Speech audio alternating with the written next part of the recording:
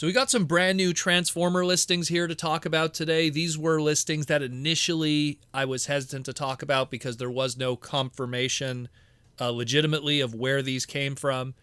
Usually with the podcast, we like to kind of use stuff that comes from computer listings we could look up, reputable stock images from retailers, or sources that we could 100% trust. So today we got these confirmed 100% from JT Prime 17, a retailer himself, a retail worker that pretty much has, access to the computer codes. And we have here two listings today. Both of them are potentially store exclusives. One of them a Walmart exclusive, one of them a Target exclusive. And we'll jump into that and make sense of everything. So let's do that, shall we? Like we always do here on the Transformer Slag podcast. And the first one we're going to cover is a listing here of a TRA BB Gen Legacy Deluxe TowLine. This is going to be 8 per case of a case of 8. So it is a solid case, meaning that it'll be only that character in that case of 8. So like most Target Deluxes, it'll be probably pretty easy to get. And so what is the story here? So it is a Deluxe TowLine. Now, TowLine as a character historically it's been kind of a short history. It starts all the way back in 2000.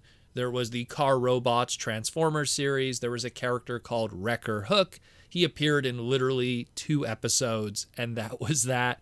And very small role, small character, very simple, one kind of role thing. A repaint of a Machine Wars mold that originally was an unreleased G2 flip changer. Very just a pocket part of the history. And then, of course, in 2001, he was localized here through our Robots in Disguise toy line as TowLine. Talk about a tongue twister there. And TowLine was just pretty much exactly the same like its Japanese counterpart. I think the Autobot logo was just slightly smaller on that, but the same color scheme and everything. And that created that trademark. And then you fast forward a couple years and the character of Wrecker Hook TowLine made a small appearance in the toy-only toy line in Japan of Robot Masters as Wrecker Hook, but this time as a Destron bad guy with a black kind of color scheme and flames and everything like that. And that was pretty much it for TowLine of that version. And then Hasbro used that trademark just again, rounding off the end of the lifespan of that trademark in the Energon line, using it for that very van kind of double homage looking Energon toy that later on would be used to make Ironhide and Ratchet and other repaints from it that really was its true intention at the end of the day. Aaron Archer even said that's like a double homage, that kind of toy. It was an Ironhide Ratchet kind of homage in design, but has Skids as head sculpt and Skids as color scheme. Very weird figure. And that was it for TowLine. Trademark gone, end of it, never seen ever again. And now we have this trademark come up, and the question is, what is it going to be? So according to JT Prime 17, this is supposedly going to be an extensive repaint retool of the Scrap Hook Legacy Evolution Deluxe class mold. So considering it's a modulator and has all those pieces that come apart, maybe a lot of that is going to be retooled into a TowLine character. If it is using the Scrap Hook mold, which is kind of a tow truck kind of thing, it's probably not going to be an homage to the Energon toy, which really the Energon toy at the end of the day was just trying to be an Ironhide character, so you could kind of skip that. If you want to do Energon TowLine, you might as well just take that Voyager Class Studio Series 86 Ironhide and repaint it into that. So it's probably going to be an homage to the Robots in Disguise Car Robots character of Wrecker Hook, aka TowLine in America. So we're going to get probably that, more pea green and weird kind of color scheme and everything like that. And then, of course, if you have that new tooling, it then opens it up to a whole bunch of other repaints. You could do like the Super Wrecker Hook colors, which was like the clear orange exclusive through Japan that had a limited run of those. And of course, you could then do that Robot Master color scheme in the black and the flames. So you got it already right there off the bat. You got a whole bunch of repaints. So there's some mileage there by making a TowLine Deluxe class. And this will be a Target exclusive through the Buzzworthy Bumblebee line. And speaking of pea green and weird color schemes, let's talk about our second repaint here, our second listing. We have a TRA Gen Legacy Capsule Leader Class Toxitron. Now, we'll just start with one thing. Capsule implies some kind of subline that potentially Toxitron is going to be part of as its leader class. It's probably going to be something Walmart related if it's a capsule. Target is pretty much busy with their Buzzworthy Bumblebee line. Walmart seems to get all the more capsule kind of subline, little micro continuity kind of stuff. So it'll probably be a Walmart exclusive through Legacy, much like we got with Velocitron. So probably a leader class tied to that. Now, Toxitron is an interesting one to do. I mean, it's pretty much, we were just counting down the days anyways that this was going to happen, because Toxitron's history goes all the way back to that Universe 2003, Universe 1.0 as I like to call it. And they were going to do a repaint of the Laser Optimus Prime mold into a character called Toxitron. Now, that Laser Optimus Prime mold has a huge history. It was originally that G2 toy, and then that G2 toy 5 years later got unearthed and was used with car robots. We're back at talking about car robots again. Car robots with Black Convoy. That Black Convoy character in that mold were then localized here as Scourge through Robots in Disguise in 2001.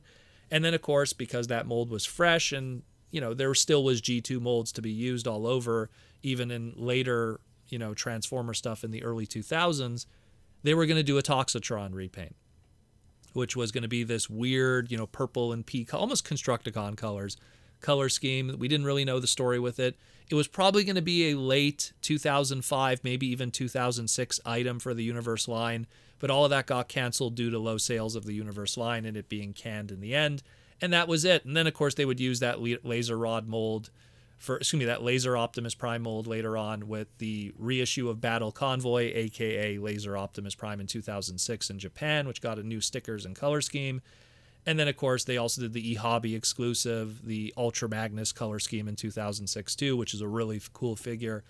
And then in 2015, imagine they were still using that old G2 mold. In 2015, we got the Year of the Goat Optimus Prime color scheme too. Imagine late 1994, early 1995 Laser Optimus Prime mold from G2 was being used over the next 20 years at that point. Isn't that crazy when you think about it? Isn't that crazy? That mold got so much action. And so as a result, we had a Laser Optimus Prime, homage update through Legacy. It was our leader class of that initial wave. And it's pretty clear that we're going to probably be getting that repainted and maybe even retooled into Toxitron. I mean, we already got our Scourge, aka Black Convoy, and that was also done through the Velocitron collection. I guess the sales were very good and Walmart was very happy, and they're probably like, do it again.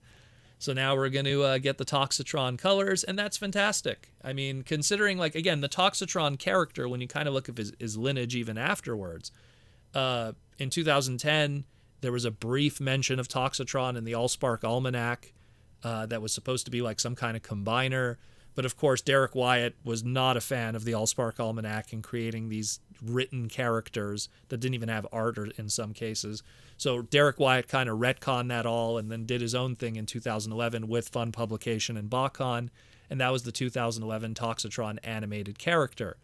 And of course, that's a repaint of the Voyager class animated Optimus Prime. Derek kind of imagined him as kind of a bizarro Superman kind of character, and that was that. So that was kind of like the first real Toxitron toy to get some kind of release, but a Bakon exclusive and expensive for people to get.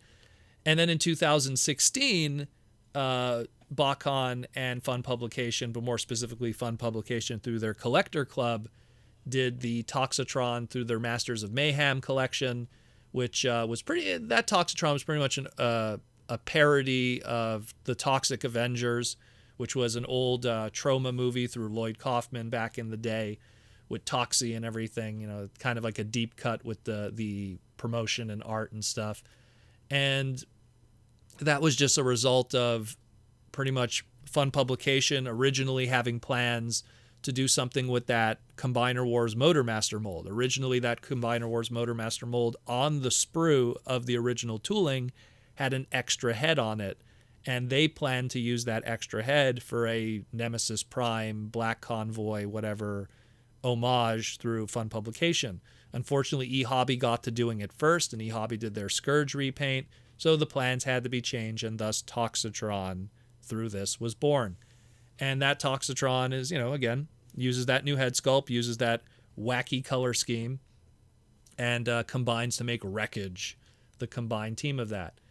And that was pretty much it. That was pretty much it. And there was no other Toxitrons, but again, that's how the trademarks survive. So that was done in 2016. It's now 2020. Hasbro refreshed that trademark. Now it's being used again, and it's going to be expiring in 2024, and they haven't done anything with it, and they have to do something with it. And lo and behold, here we have Toxitron today. So it's going to be, again, a Legacy Leader Optimus repaint. Hopefully it'll have some kind of new tooling, maybe a new face sculpt or something. And it'll look pretty rad, and it'll probably be the cheapest way to get a Toxitron, because you're not going to get the prototype. The BotCon exclusive is pricey. The Masters of Mayhem version from the club is pricey. So this will probably be the easiest way to get it. And it'll be through some kind of capsule, probably through Walmart. Very interesting stuff, to say the least.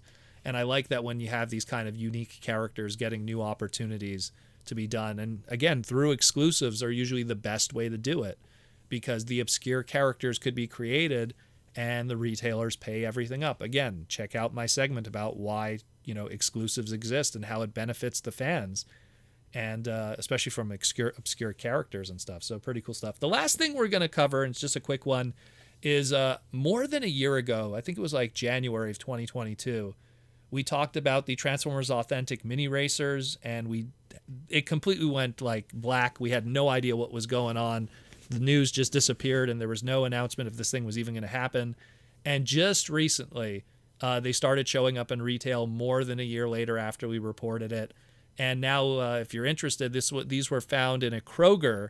So it's going to be a Market 6 item because it's part of the Authentics line, like we talked about in the past. It was found in a Kroger in Indianapolis. And it's that little set there that has B, Prime, and Hoist of the mini racers, which already have existed. But you get 2 new decos in this time around, Trailbreaker and an RC. The RC is obviously a repaint of the female Rescue Bots Whirl mini racer. So now you got a new RC figure out there, a very simple one. But again, it's part of the mini racers. They're very affordable. I believe the MSRP before inflation was $3.99. Hopefully it kind of sticks. Maybe it's a little more expensive today. I can't confirm that. But that's out there too, so check that out also. So I hope that, nice little interesting Monday news today on the Transformers Slag podcast. A lot of cool stuff to discuss. Let me know what you think, like I always say.